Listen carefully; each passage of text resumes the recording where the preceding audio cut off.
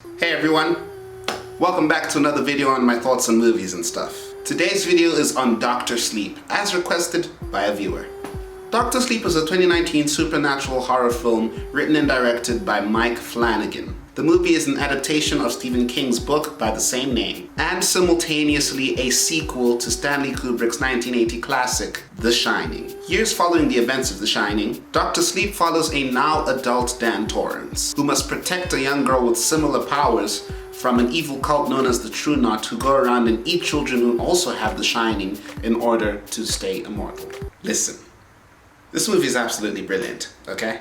And I'm sure the patrons who saw my notes on Patreon, because I wrote in all caps sometimes, you already know how excited I got for this movie.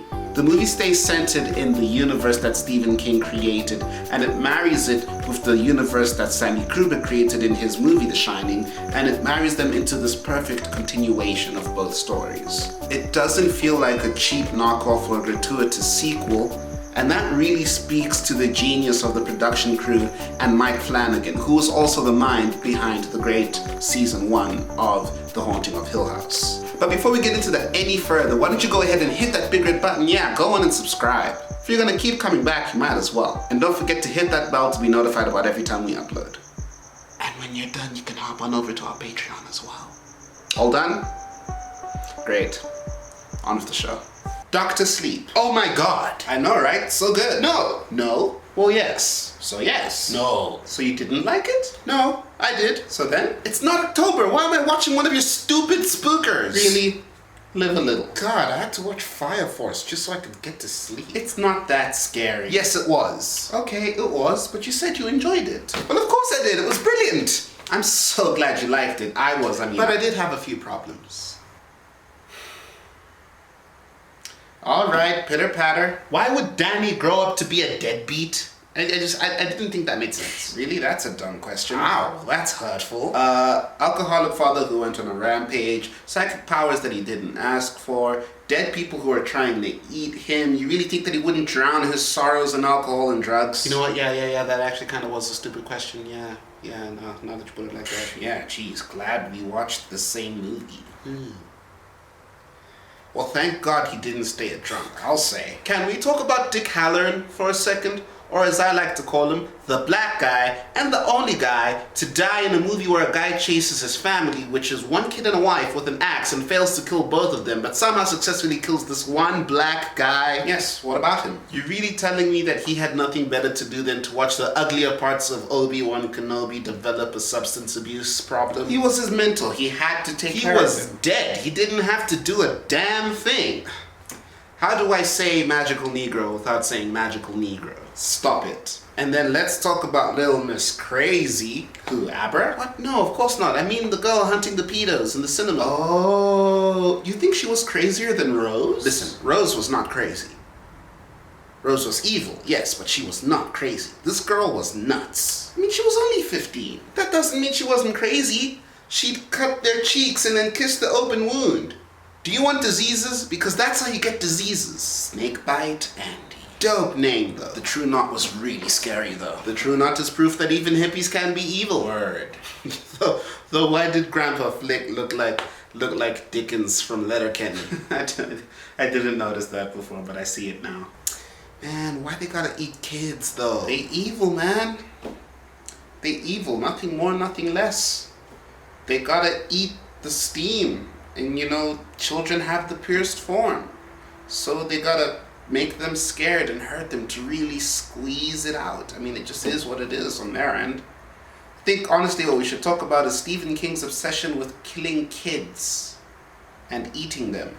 Honestly. But Abra was cool. Yeah, I liked her, you know. She's a fan of the Ruby anime. You know us Ruby fans, we can do no harm. And I mean, it's not ironic at all that her favorite character was Emerald. I mean, come on. I see what you did there. I see what you did there, huh? I see what you did there. But yeah, man, excellent character, excellent actress too. Oh, just beautiful. She had good chemistry with Ewan McGregor too. Very true. Though, can we talk about Danny and Abra's magical blackboard for a second? Yeah. They essentially gave each other's messages back and forth writing on the same blackboard, right? So that's kind of like texting a minor. So just tell me, is this like a Is this a Drake Millie thing, or? We both know it wasn't like that. I mean, Abra and Danny, of course. I have no idea what's going on in Drake's phone. You know, it was a really cool scene. But when Danny and Billy were shooting at the True Knot, just popping them off one after the other, and then Billy straight up hit Snakebite Andy with a no-scope, baby! Who would have thought Billy was a mad lad? Not me, that's for sure.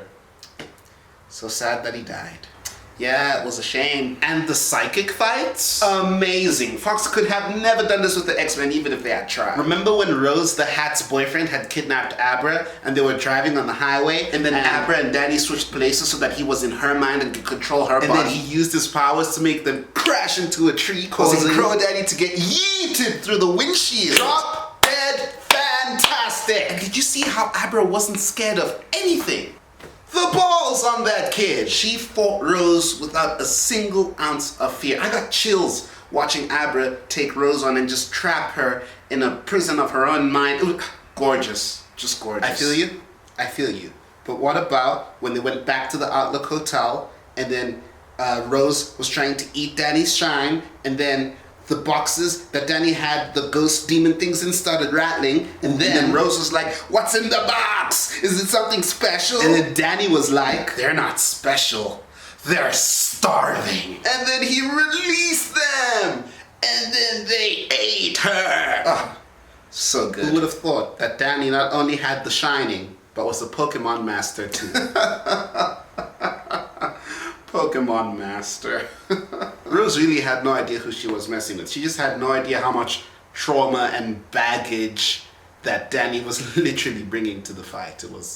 She thought she was Joey Badass till she met Joey Badass. But I don't know. What do you guys think? Was Dr. Sleep the amazing psychological horror sequel it was trying to be, or did it fall a little bit short of the mark? I have to say, I was in love with the movie right from the beginning. I know most people were divided on this. Some people said that it wasn't up to par, while others were very much on board with it, and I'm sure you can tell on which side I stand. It's just that, in my opinion, The Shining wasn't as scary. I did enjoy it, and I did think that it was smart, and The Shining has probably left me with 1,000,001 questions I'll probably never have the answer to. But it didn't scare me. Dr. Sleep scared me. I mean, this movie made me constantly look over my shoulder, and it made me clutch my pearls and turn on all the lights in my house because I watched it way too close to the witching hour. I love that Dr. Sleep felt like The Shining but newer, and honestly maybe even a little bit better depending on what side of the fence you stand. And it also felt like Sense8 but darker and creepier. And it was just really well put together. Really loved how they mirrored the red rum scene for Danny so that it said red rum when he looked in the mirror.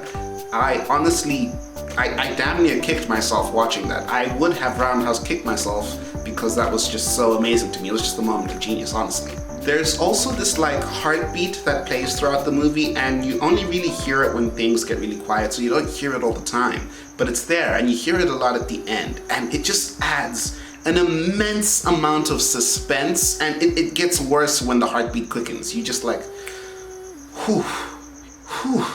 But as someone who has seen The Shining and did enjoy The Shining, I think what I enjoyed most about Dr. Sleep is the piece that we got to bring to our main character, Danny. For example, I really enjoyed that speech that he gave when he got his 8-year sober token, and he was talking about how he felt most connected to his father when he was drunk, or how they got to have a conversation together when his father was posing as Lloyd the bartender, and they sat down and they essentially discussed their dependency on alcohol, and it was just this dance and this game of temptation and this moment of connection yet refusal, and it was just brilliant. Just brilliant. In fact, I should probably just stop talking about it because words cannot describe how necessary that scene felt for Danny.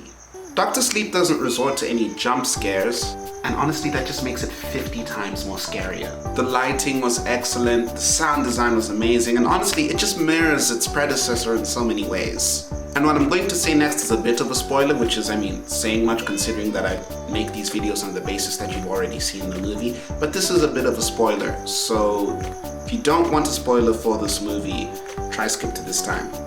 In my notes I said that Danny doesn't die in the book, and I would have preferred it that he didn't die in the movie either. But I changed my mind. I think Danny dying in the Outlook fire was the right thing to do. You know, to put the whole thing to an end for him just once. To end it off for himself, for good, you know?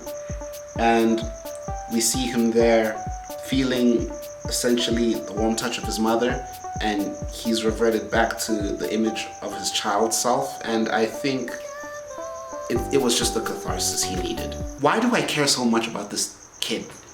God damn it, Danny.